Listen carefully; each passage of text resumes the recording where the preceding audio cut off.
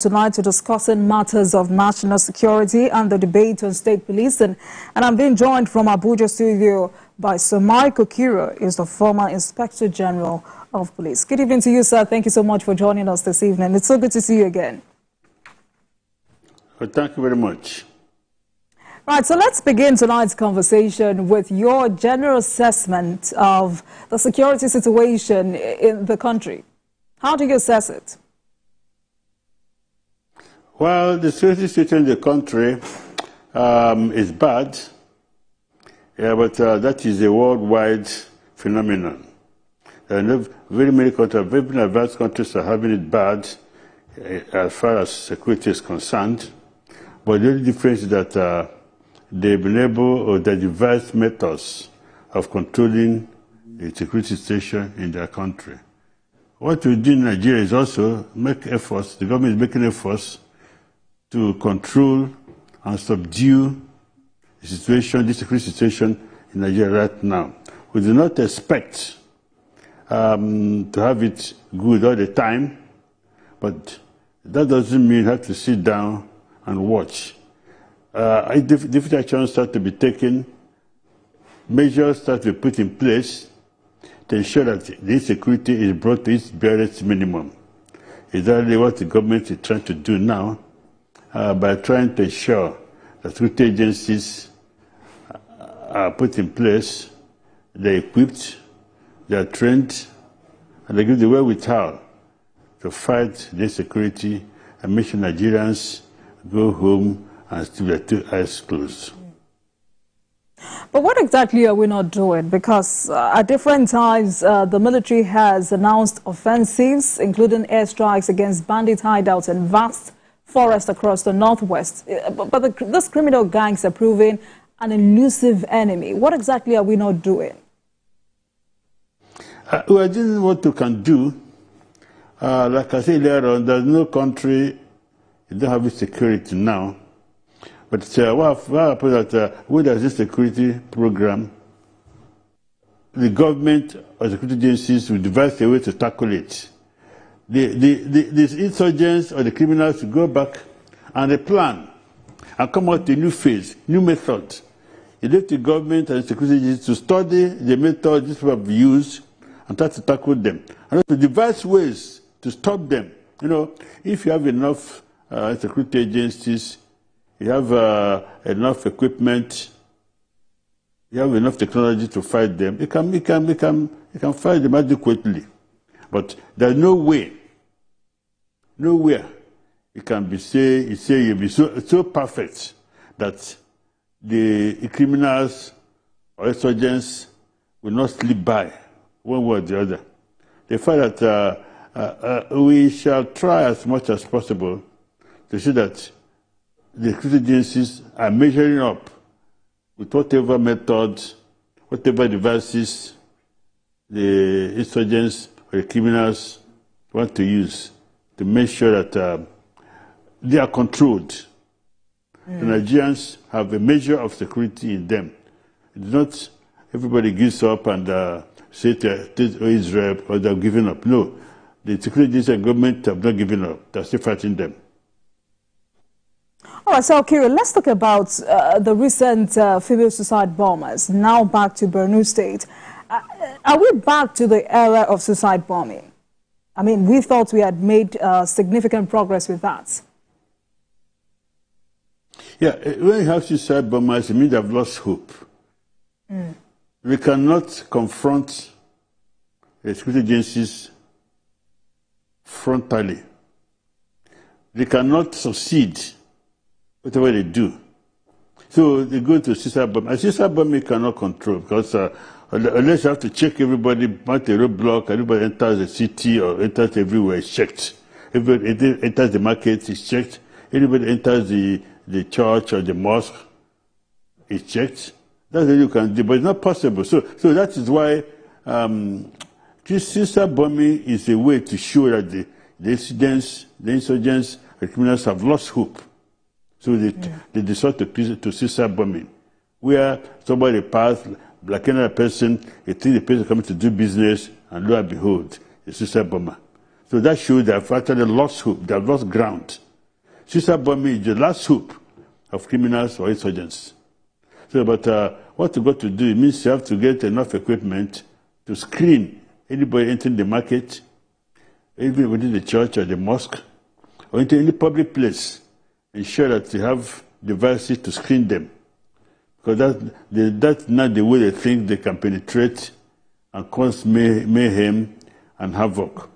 So what you got to do, security agencies have to get enough equipment, body equipment, scanners, to ensure that people going to public places are properly screened. That that's the only way you can assure that the security in such public places.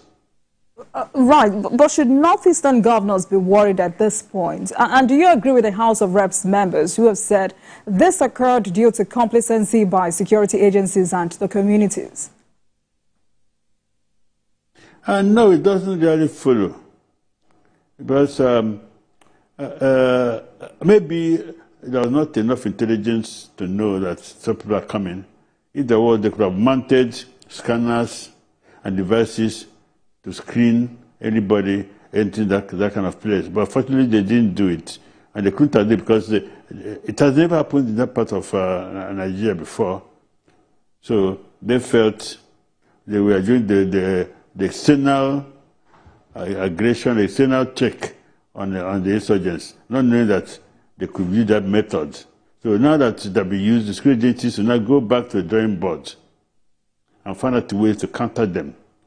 Either any function, people coming there properly screened, some meters away from the venue, that they know to check it.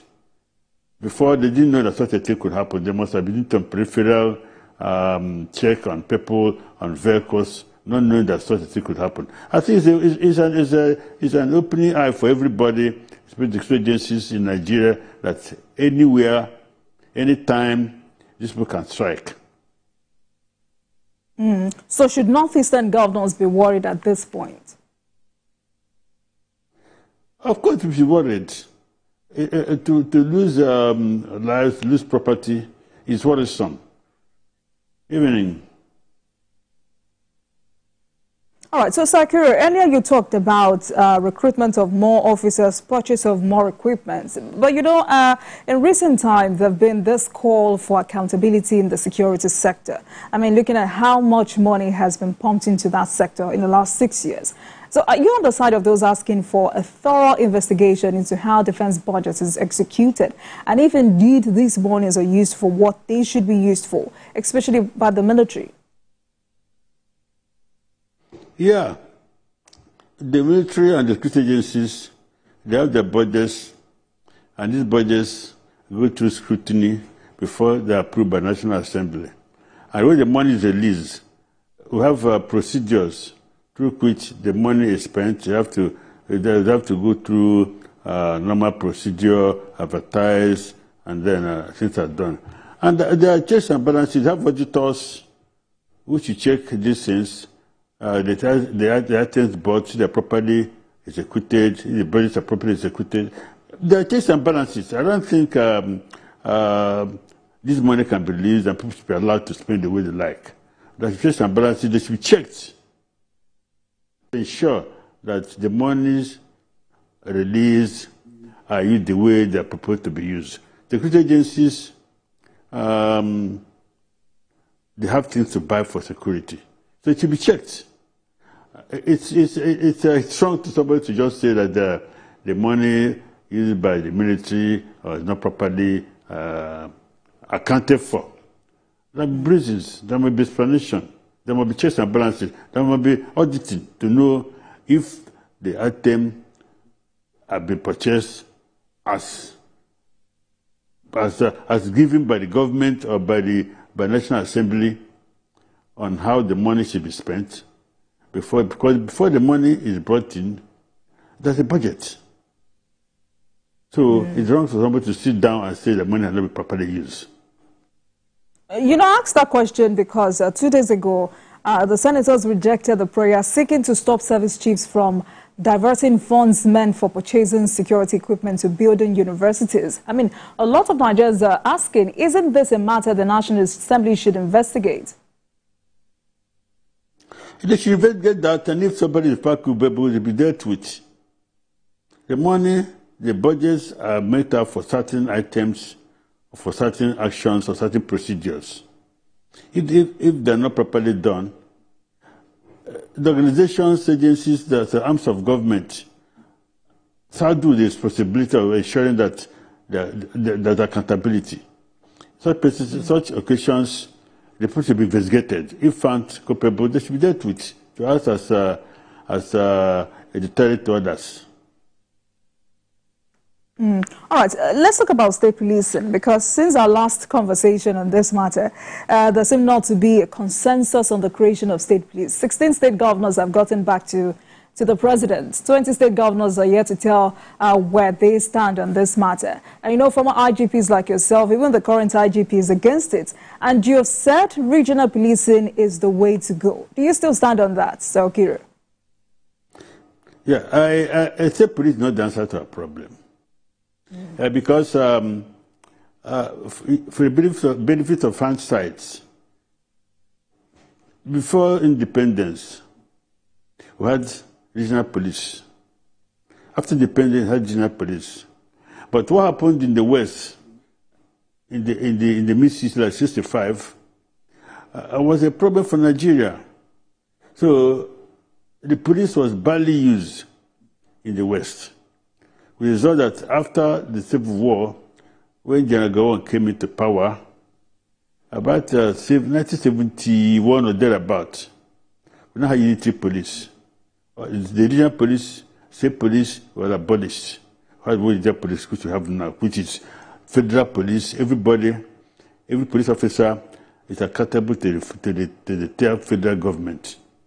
That we have now. So to have state police, we have to be going back to what we rejected. And again, if recently you can find out some governors or some governments, some states, sometimes not able to pay teachers, the civil servants, nurses or doctors. Some people cannot pay.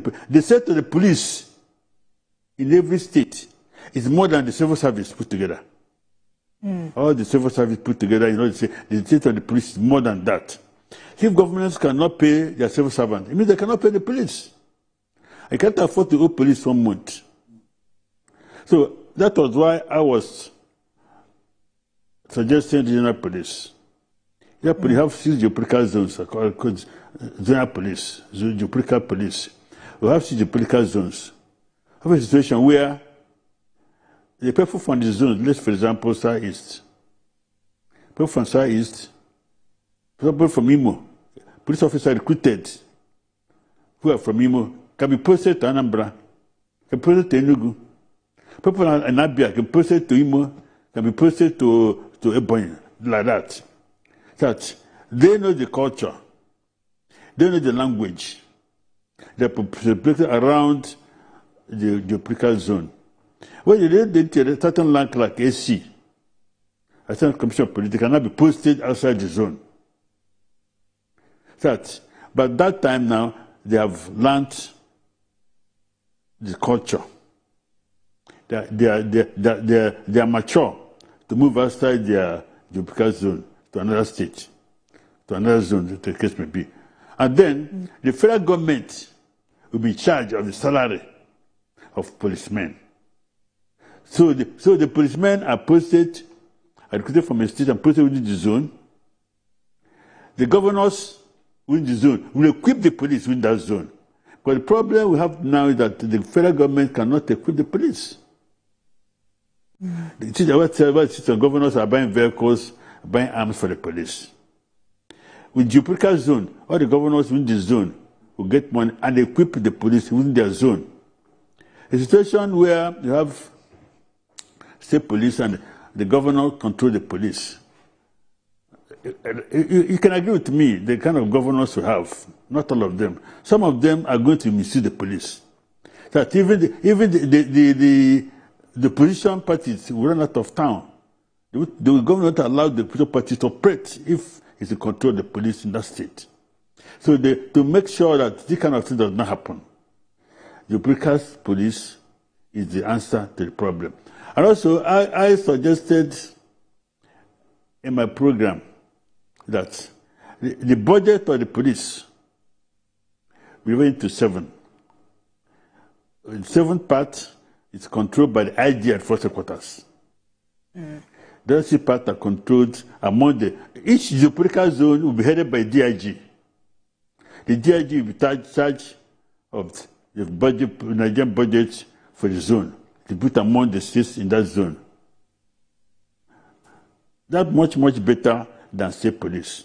And we find this geopolitical zone, governors do not ask for state police any longer because they cannot control them. And the police is nearer to them than before. All right. Salkiro, so this idea of regional policing you just illustrated, is it the same as the recommendations by the Damadamis panel?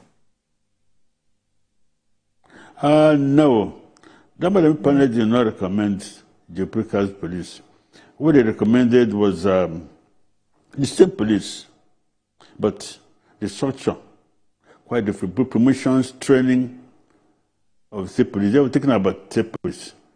For them, they didn't have this idea of I'm having now about the geopolitical police. You are thinking of the structure, the promotion, the training, and even the equipment of the police.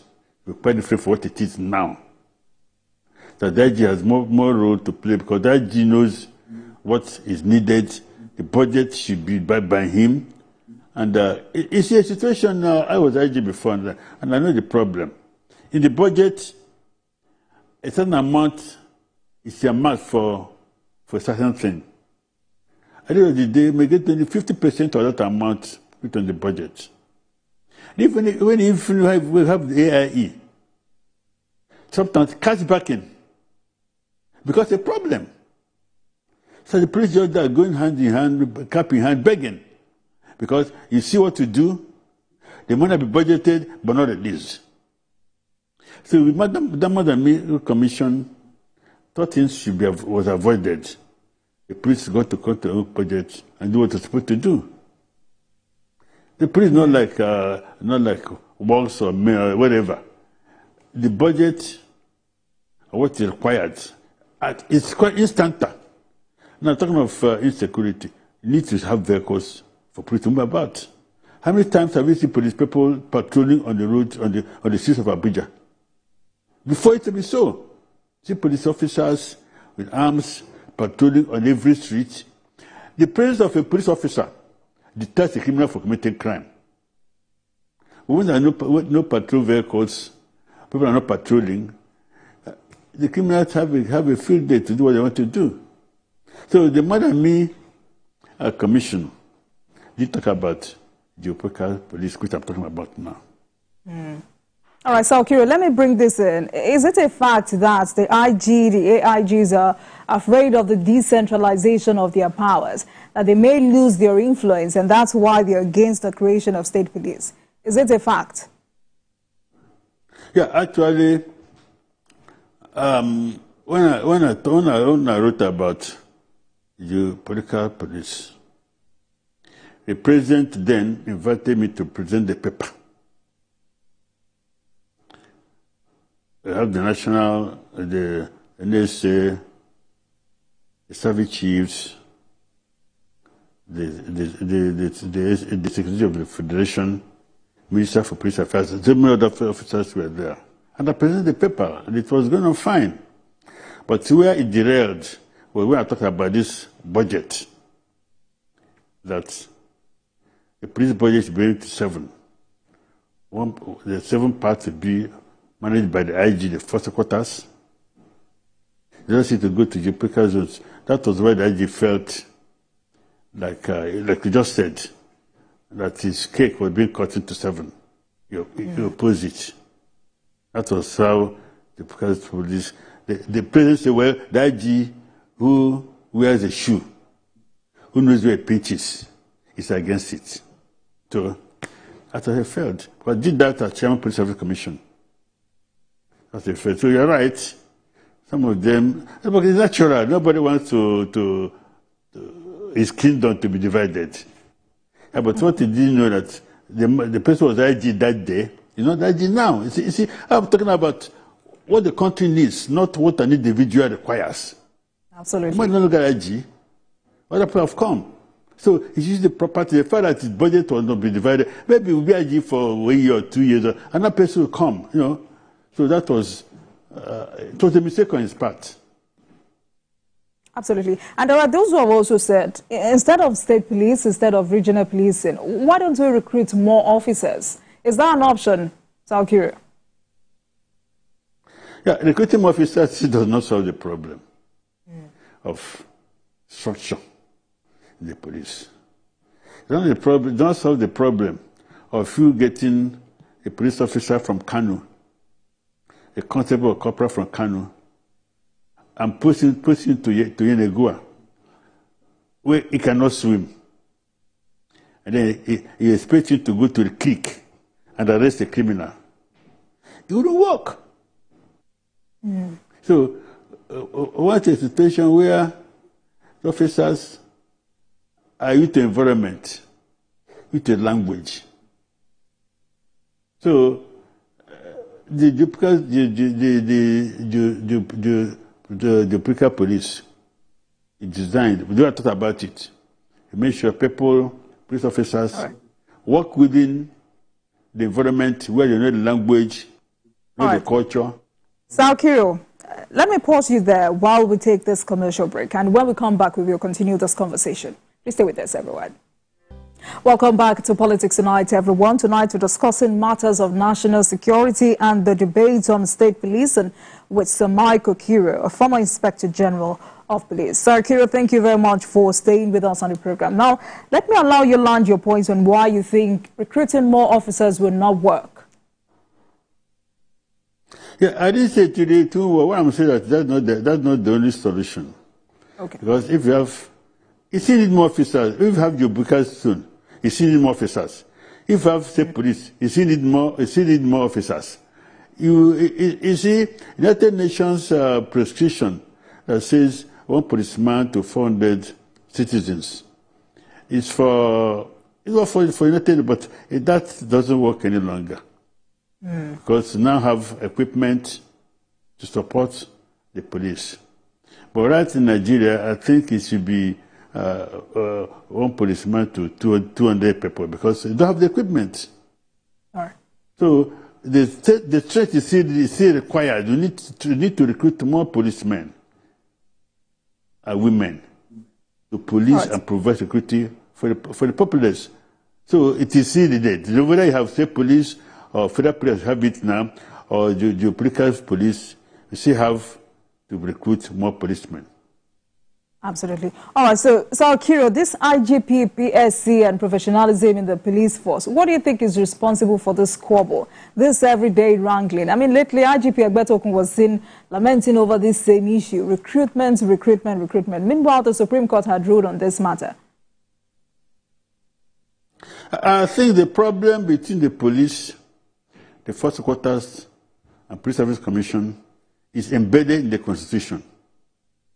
The Constitution says the IG, the Police Service Commission, the Act creating Police Service Commission 2001 stated that the Police Service Commission shall appoint, promote, discipline all police officers, apart from IG.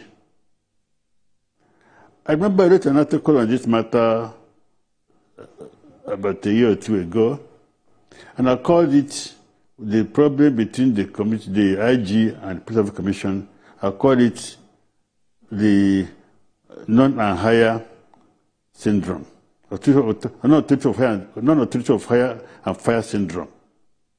Because the IG feels the Police Service Commission cannot hire him, cannot fire him. He feels he's superior, or maybe he's at par with the chairman of the Police Service Commission. Because the Police Service Commission, so I know I was an IG, or chairman of the Police Service Commission also. There was a particular IG who wrote him letters. When I had to sit down and calculate, I got somebody to who wrote him 245 letters, he did not reply. Invited for meetings, he wouldn't come because he felt we could do nothing to him. And that's an aspect of the Constitution that causes this problem. The Constitution should have really said the IG should be appointed or removed or disciplined by the president on the recommendation of the Police Service Commission. Then see this problem between IG and force quarters between Police Service Commission and IG will end. If the IG knows that Police Service Commission take action against him, he will behave. Some IGs, because of perceived threat, think that the police can do nothing to them. So it's obey Police Service Commission directives. But Sir Kiro, if the Supreme Court had ruled on this, also the Constitution is very clear. I'm coming to that. I'm coming to that. I'm coming to the issue of recruitment. The issue of recruitment,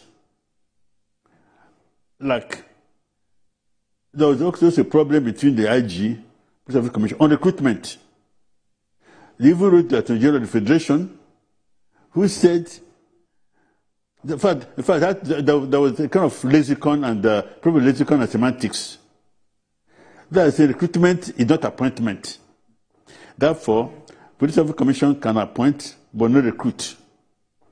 Somebody said that recruitment is the same thing as appointment. Therefore, Police Service Commission can recruit. In any case, that matter has gone to the Supreme Court. Supreme Court has ruled that Police Service Commission should recruit, appoint, whatever language we want to use about it. That Police Service Commission has the constitutional right to recruit police officers. But then, I was IG, I was Chairman of Police Service Commission. When I was Chairman of Police Service Commission, I wrote the President to recruit 10,000 personnel.